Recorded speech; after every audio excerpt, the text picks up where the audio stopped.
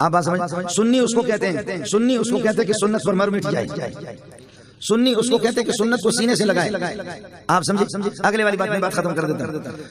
سنت اس کو کہتے ہیں کہ جس کی شکل ہر جگہ ایک ہو. کیا عرض کر رہا ہوں؟ سنت اس کو کہتے ہیں کہ جہاں بھی جاؤ اس کی کیا ہو، شکل ایک ہو.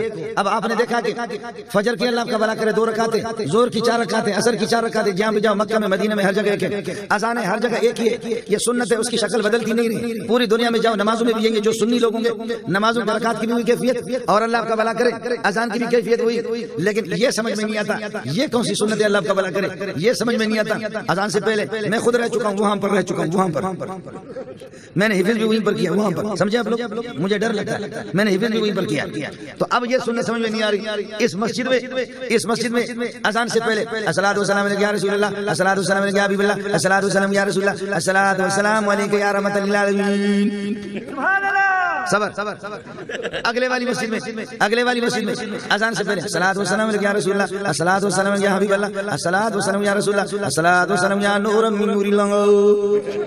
یہ 2. تیسری میں جاؤ الصلاۃ والسلام علیک یا رسول اللہ، الصلاۃ والسلام یا حبیب اللہ، الصلاۃ والسلام یا رسول اللہ، الصلاۃ والسلام علیک یا شفیع المذنبین. یہ کتنے ہو گئے؟ 3. چوتھا الصلاۃ والسلام علیک یا رسول اللہ، الصلاۃ والسلام علیک یا حبیب اللہ، الصلاۃ والسلام علیک یا رسول اللہ، الصلاۃ والسلام علیک یا نور من نور اللہ. آپ سمجھ رہے؟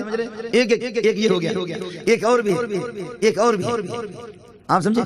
ایک اور بھی وہ اللہ اکبر اللہ اکبر اللہ اکبر اللہ اکبر ایک ہی سانس میں اشہد ان لا الہ الا اللہ اشہد ان لا الہ الا اللہ اشہد ان محمد رسول اللہ اشہد ان محمد رسول. یہ اذان چونکہ اوپر سے آسمان سے آ گئی ہے تو ہر جملہ ایک ہی سانس میں. لیکن اس کے بعد جب اپنا جو کچھ ملایا نا اس میں وہ بڑا مسئلہ خراب ہے. باقی وزن بالکل برابر ہے، لیکن یہاں اشہد ان محمد رسول اللہ کے بعد اشہد ان امیر المومنین و امام المتقین و غوث المسلمین علی حجۃ اللہ و وصی رسول اللہ و